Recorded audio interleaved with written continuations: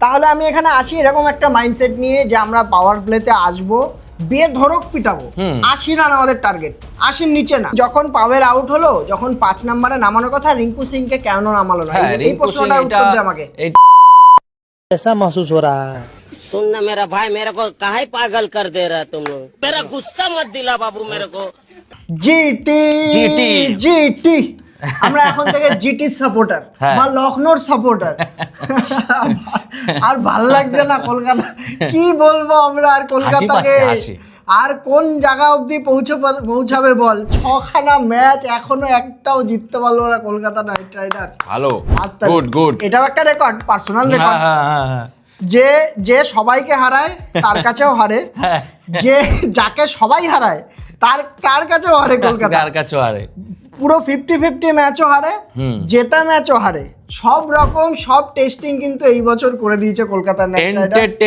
Entertainment যদি কেউ নাম হয় সেটা হচ্ছে কেকেআর ভাই। কেকেআর ঠিক আছে, কিছু একটা করে দেখাচ্ছে। বরবাদ দল, পুরো বরবাদ দল একদম। কোনো অ্যাডজেক্টিভ, কোনো ভার্ব, কোনো অ্যাডভার্ব নেই গালাগালির মাধ্যমে, যেটা কলকাতাকে আমরা দিতে বাকি আছে। আর কিছু বাকি আছে কি আপনারাই বলুন, আর কিছু বাকি আছে? না, যদি গালাগালি দিয়ে থাকি ওটা বিপ হয়ে যাবে, ঠিক আছে, ওটা আমরা ডাইরেক্টলি বলবো। বডি ল্যাঙ্গুয়েজই নেই যে জিততে এসেছি, আমরা খেলতে এসেছি। পরপর 5টা ম্যাচ যাবার পরে এই ম্যাচটা আমি খুব ভালো করে এই জিনিসটাকে নোটিস করলাম যে কলকাতার প্লেয়ারদের জেতার কোনো ইচ্ছাই নেই। সে বডি ল্যাঙ্গুয়েজ থাকে তো জিতবো আমরা, ঠিক আছে, 5টা ম্যাচ হেরে গেছি তো কি হয়েছে, এই ম্যাচ থেকে জেতা আরম্ভ করো। গৌতম গম্ভীর করে দেখায়নি এই জিনিসটা।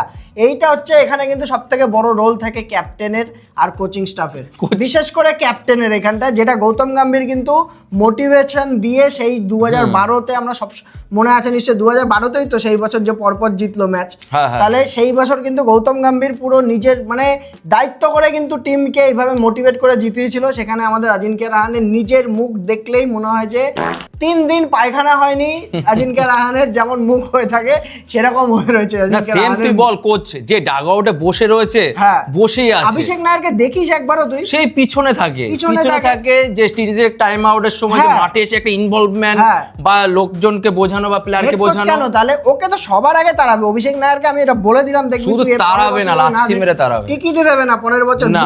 যারা বিদেশি কোচ। আরে ওয়াটসনের কথা বাদই দিলাম, তুই ভাই হেড কোচ, তুই আয় সামনে আয়।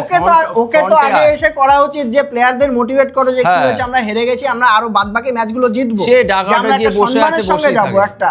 কলকাতার কিন্তু কোনো বডি ল্যাঙ্গুয়েজ নেই। আর বলবো যে আর কি বলবো, এটাও একটা রেকর্ড, আপনি এক রেকর্ড হ্যাঁ ये भी, ঠিক আছে, রেকর্ড করে দিয়া কেকেআর। তো টিমের মধ্যে যদি আমরা আসি, কলকাতা টিমে আর কি চেঞ্জ করবে? আমরা তো মানে ডেইলি চেঞ্জ করে ভাই, ডেইলি যদি খেলা হতো তাহলে ডেইলি চেঞ্জ হতো। এই ম্যাচেও চেঞ্জ হয়েছে, ফিনালেনকে বসিয়ে দিয়েছে, টিম সাইফার্টকে নিয়ে চলে এসেছে, যেন ম্যাচ জিতিয়েই দেবে একদম, ঠিক আছে। ইয়াংস্টারদের কেন চান্স দিচ্ছে না কলকাতা, আমি তো বুঝতে পারছি না। ম্যাচ যখন হারছেই, তেজস্বী ধাইয়া, সার্থক রঞ্জন, 2খানা ব্যাটসম্যান রয়েছে, ঠিক আছে হাতে, প্লাস হচ্ছে বোলাররা রয়েছে সেই কার্তিক ত্যাগী, আর নালে বৈভব অরোরা। আরে বাবা রেস দে না, একটা ম্যাচ কি হয়েছে, একটা ম্যাচ রেস দিতেই পারে বৈভব অরোরা, ঠিক আছে মানলাম যে এখানে কার্তিক ত্যাগীকে রেস দিয়ে একটা দিন একটা অন্য প্লেয়ারকে আনো, অন্তত যেটা স্পিনার আনো, ঠিক আছে, যে নতুন একটা স্পিনারকে খেলাচ্ছি, কোনো সিন নেই। টিম যা ভেবে রেখেছে ওই খেলাবে, অন্যান্য টিমরা সব নতুন প্লেয়ারদের খেলিয়ে ওরা ভবিষ্যতের জন্য তৈরিও করে নিচ্ছে, আর কলকাতা সেই ডাগআউটেই বসিয়ে রাখছে। হামারা মার্জি, হাম জিতেগা नहीं, हमारा मर्जी, हम नहीं जीतेगा, हमारा मर्जी है, हमारा दिस इज अवर टारगेट, नहीं जीतेगा। পুরো ওই মিমটাই একদম রিক্রিয়েট হচ্ছে কলকাতার সঙ্গে বলতে গেলে। তো কলকাতা ব্যাটিং নিয়েছে প্রথমে জিতে, যেটা আমরা বলেওছিলাম গত ভিডিওতে যে এইটা স্ট্র্যাটেজি হতে পারে, যেহেতু গুজরাট টাইটান্সের ব্যাটিং লাইন আপ সেরকম একটা ডিপ নেই, এর জন্য লাস্টে কলকাতা বোলিং করো, ফার্স্টে কলকাতা যেহেতু বোলিং লাইন আপ ভালো, তার বিরুদ্ধে কলকাতা যতটা পারবা রান বানিয়ে নাও, এটা আমাদের থট ছিল। এই জিনিসটাই কলকাতারও থট ছিল, টসে জিতে ব্যাটিং নিয়েছে যে আমরা আগে প্রেসার পুট করে দেবো ওদের উপরে, কিন্তু পুট করতে গিয়ে পুট হয়ে ঠিক আছে, কলকাতার তুই কিভাবে পাটা মাঝাটা ভেঙে রয়েছে তুই এখানে ভাব। যে প্রথমে তো রাহানে ঠিক আছে, মানে ক্যাপ্টেন্সি তো ছিল, ব্যাটার যদিও বা 2-1 ম্যাচ খেললো, তারপরে ফর্মও চলে গেছে রাহানে। তাহলে কোন কাজে আমার লাগছে রাহানেকে বল? পাওয়ার প্লে মেইন ছিল, লাগছে সেখানে পাওয়ার প্লেতে হেগে দিয়েছে। হ্যাঁ, তাহলে অবস্থা। আমার একটা কথা হচ্ছে, আমি যখন এরকম ম্যাচ হারছি, আমার কাছে তো আর হারানোর কিছু নেই, যা আছে পাওয়ার, তাই তো তাহলে আমি এখানে আসি এরকম একটা মাইন্ডসেট নিয়ে যে আমরা পাওয়ার প্লেতে আসবো, বেধড়ক পিটাবো। 80 রান আমাদের টার্গেট, 80 নিচে না, 6 ওভারে আমার 80 চাই। এখানে দুটো তিনটা উইকেট সেটা এমনিও পড়ছে, এমনিও তো পড়ছে, ফিনালে আউট হয়ে যাচ্ছে, রাহানে আউট হয়ে যাচ্ছে। তাহলে আমরা এরকম অ্যাপ্রোচ নিয়ে নামি, যদি যেদিনকে সফল হয়ে যাবে সেদিনকে কিন্তু 200-220 মুড়ি কোনো মা বাপ থাকবে না রানের, কোনো লাভ নেই। হ্যাঁ, সে যেদিনকে হোক, কিন্তু হ্যাঁ আজকের ম্যাচটা দিয়ে বল, আজকের ম্যাচটাতে আমরা কি ভেবেছিলাম? পাওয়ার প্লেতে কত রান হয়েছে? 37 রান না, 1 রান কিন্তু এখানে ইমপ্রুভমেন্ট আছে। আগের দিন 36 ছিল, এই আজকে কিন্তু 37 হয়েছে এখানকার। তুই পাওয়ার প্লে যদি তুই না নিতে পারিস নিজের নামে, কোনো লাভ নেই। তুই যে কটা সাকসেসফুল টিম আছে, রাজস্থান রয়্যালস, জয়সওয়াল আর বৈভব, তোর রয়্যাল চ্যালেঞ্জার্স ব্যাঙ্গালোর, তোর বিরাট কোহলি আর ফিল সল্ট রয়েছে, সাকসেসফুল টিমগুলোর কথা বলছি আমি। তারপর হচ্ছে তোর এখানে কেএল রাহুল আর নিশাঙ্কা দিল্লির কাছে, রাজস্থান বললাম, আর কে আছে? আর হায়দ্রাবাদ তো রয়েছে ওখানে, হায়দ্রাবাদে তো ট্রাভিস শেখ আছে আমাদের। আর কোন টিম মিস করে যাচ্ছে এখানে আর সাকসেসফুল টিমের মধ্যে? আর পাঞ্জাব কিংস, প্রভ সিমরান আর হচ্ছে তোর প্রিয়াংশ আরিয়া, দুজনে। এটা কিন্তু প্যাটার্ন, যে আসবে পাওয়ার প্লেতে রান করো, ম্যাচ যেত, এটাই কিন্তু সাকসেসফুল। এই 2026 এর কিন্তু এইটাই ট্রেন্ড গত 2 বছর ধরে আমি বলবো, 2024 থেকে ম্যাচ যেত। মেইনলি এটা শুরু হয়েছে 2024 থেকে। সানরাইজার্স হায়দ্রাবাদ এই জিনিসটা শুরু করে দিয়ে গেছে, যেটা ক্রেডিট দিতে হবে ট্রাভিস হেড আর অভিষেক শর্মা। এটাই চিন্তা কর না, আজকে 37 হয়েছে, সেটা যদি ডবল হতো তাহলে আজকে 215-20। তাহলে ভাব এখানে কত রান, ওটার উপরে আসছে যে কত রান হতে পারতো। রাহানের কথা বললাম, রাহানের পরে হচ্ছে আউট হলো, ঠিক আছে আউট হয়ে গেছে, আমি খুব খুশি হয়েছি রাহানে আউট হতে, বলতে গেলে যে এর থেকে খেলেছে এক বল, ওই জিমাতো এর থেকে ভালো আউট হয়ে গেছে, ঠিক আছে। সুনীল নারিনকে নামালো না ওইখানে, একদম পারফেক্ট প্লেস ছিল। আমার 8 নম্বরে নামিয়ে কি লাভ হচ্ছে এখানে? 8 নম্বরে নামাচ্ছে, 3-4 বল খেলছে, আউট হয়ে যাচ্ছে, কোনো লাভ নেই। ওখানে নামানো উচিত ছিল, নামায়নি, ঠিক আছে, তাও মানলাম। রঘুবংশী ফর্মে নেই, প্রতিদিন মানুষ খেলতে পারে না রঘুবংশীর, আমি এখানে কোনো ফল্ট দেখছি না, ঠিক আছে। তারপরে কে নামলো? তারপরে হচ্ছে তোর সাইফাট ছিল, সাইফাটের কথা বলতে ভুলে গেছি। সাইফাট একজনের থেকে ভাই হঠাৎ করে একদিন খেলে তুমি আশা করতে পারো না এই জিনিসটা, না এই জিনিসটা আশা করা যায় না। আমরা এই জিনিসটা অন্তত ফিনালিনকে যতগুলো সুযোগ দেওয়া হলো 5টা ম্যাচে, সেরকম সাইফাটকে যদি 3-4টে ম্যাচ সুযোগ দেওয়া হয় তারপরে গিয়ে বিচার করো, তাহলে ঠিক আছে। ক্যামেরন গ্রিন নামলো, ক্যামেরন গ্রিন আর হচ্ছে তোর ওইদিকে রবম্যান পাওয়াল, দুজনে কিন্তু খুব সুন্দর একটা 50 রানের পার্টনারশিপ করলো। যদিও বা রবম্যান পাওয়াল ঠিকঠাক খেলছিল, ক্যামেরন গ্রিন কিন্তু রানা বল ছিল প্রথমে। আমি এই পার্টনারশিপটার কথা বলছি, পার্টিকুলারলি বলছি, প্রথম 10 ওভারের মধ্যে 80 রান ছিল যদিও বা রবম্যান পাওয়াল আর হচ্ছে ক্যামেরন গ্রিন। রবম্যান পাওয়াল কিন্তু আরামসে আমার মনে হয় যে তোর জায়গাটা নিতে পারে, রাসেলের ব্যাটিং যে পজিশনটা, যে ও যেরকম তৈরি করে দেয়, রবম্যান পাওয়াল খুব সুন্দর খেলছিল এবং ভরসাযোগ্য প্লেয়ার। কিন্তু ওর উপরে ভরসা দেখাতে হবে যে আমি প্রত্যেক ম্যাচ খেলাবো, যেমন রাসেলের উপরে ছিল সেরকম কিন্তু রবম্যান পাওয়ালকে এই কনফিডেন্সটা অন্তত দিতে হবে। আর ক্যামেরন গ্রিনের কথা যদি বলি আমরা, মানে 1 কোটি, কলকাতার আজকে 1,67,34,535 টাকা উসুল হয়েছে ক্যামেরন গ্রিনের পারফরমেন্স থেকে।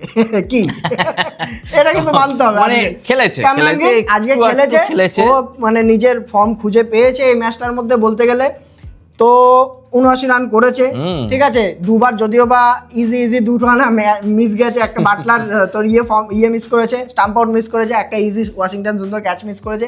কিন্তু এইটুকু লাক চাই, যে কেউ ফর্মে আসতে গেলে, যে কোনো টিম হোক বা প্লেয়ার হোক, এইটুকু ফর্ম দরকারই হয়। দেখ একটু কোথাও ফার্স্ট ব্যাকফুটে বলতে কোথায় চলে গেছে, পাওয়ার প্লেতে, প্লাস হচ্ছে 10 ওভার মানে মিডিল। 10 ওভারের মাথায় 31টা ডট বল। তাহলে এই জিনিসগুলো 31টা ডট বল, তার মানে আমি কোথায় গিয়ে দাঁড়াবো, স্ট্রাইক রেট কোথায় গিয়ে, টিমের পারফরম্যান্স কোথায় গিয়ে দাঁড়াবে, না এই একটা আছে। তারপর ক্যামেরন গ্রিন যেমন কলকাতার থেকে এখানে আসলো, ও এসে প্র্যাকটিস শুরু করলো, 4-5টা ম্যাচ প্র্যাকটিস করলো, তারপরে এই ম্যাচের মধ্যে ফর্মে আসলো।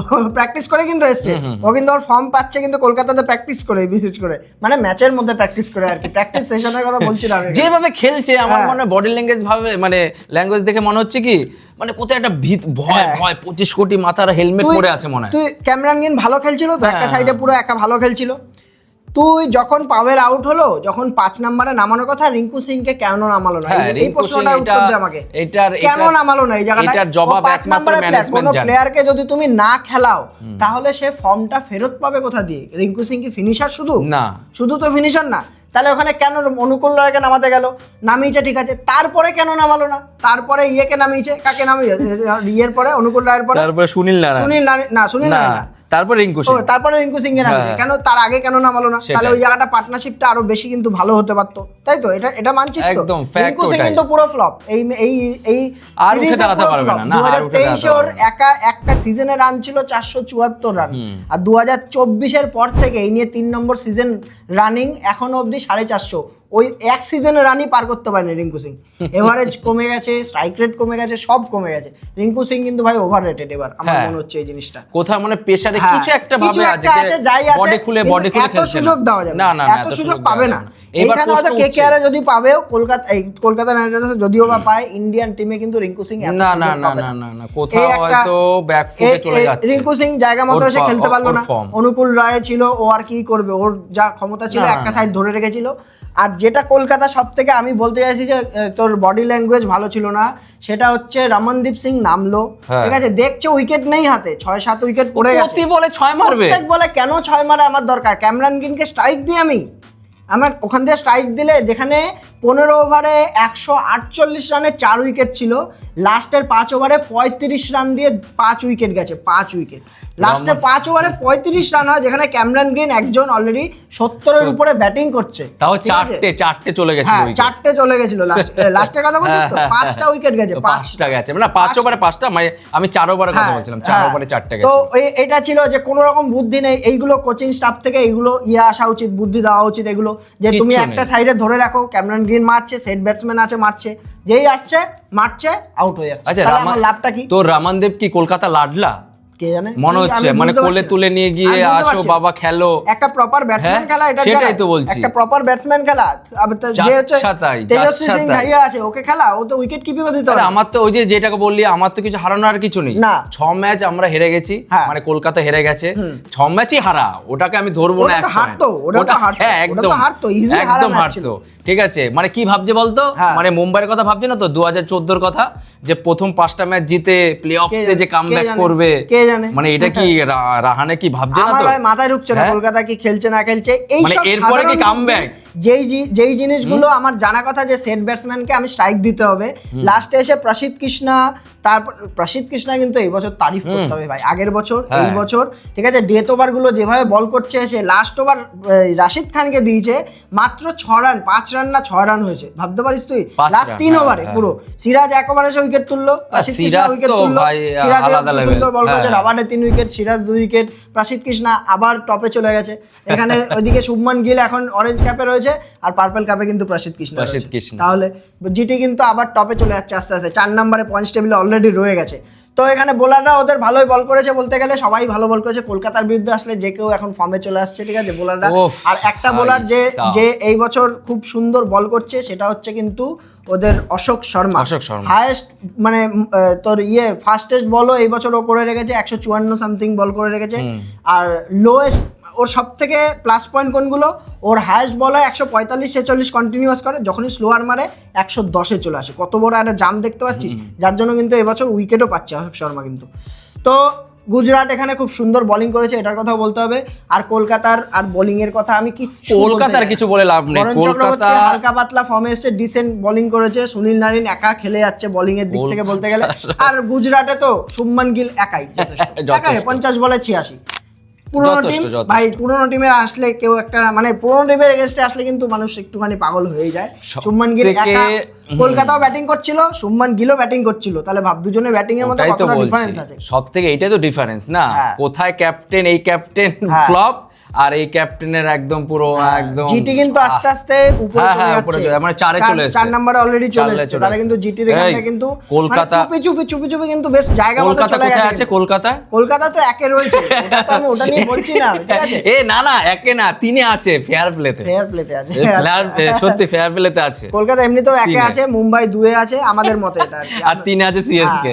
এটা আমি রাতে শোয়ার আগে স্বপ্ন দেখে শুচ্ছি প্রতিদিন। না আমি আমার লাস্ট একটাই কথা হচ্ছে, কলকাতা যদি মানে কলকাতা দর্শক বা কলকাতা যদি ভেবে থাকে যে 6টা ম্যাচ হারার পর প্লে অফসে যাবে, ভাই সেটা 2014 না, ঠিক আছে, 2026, ঠিক আছে, আর হবে না। তুই রাহানের কথা ভাব, রাহানের ক্যাপ্টেন্সি যে কতটা এক্সপোজ হয়ে গেছে, পুরো ওয়ান ডাইমেনশনাল ক্যাপ্টেন যাকে বলে থাকে, এটা হচ্ছে রাহানে।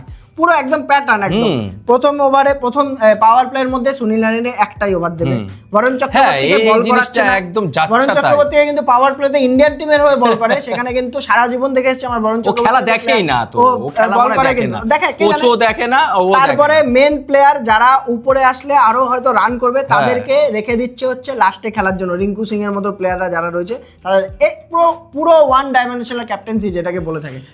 আমরা আর কিছু বলতে চাই না। মোদ্দা কথা হচ্ছে রাহানেকে হাঁটাও। কেন বলছি, 2018 সালে গৌতম গম্ভীর কিন্তু সেম পজিশনই ছিল যখন ক্যাপ্টেন ছিল।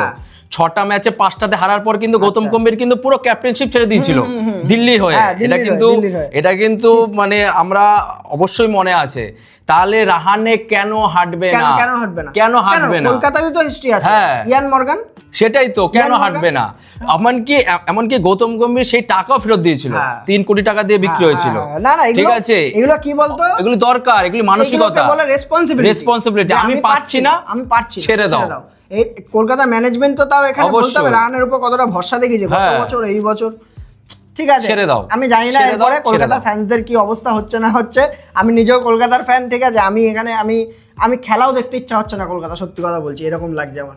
তো যাই হোক, পার্সোনালি যাবো না, আপনারা জানাবেন এই ভিডিও আমাদের অ্যানালাইসিস কেমন লাগে।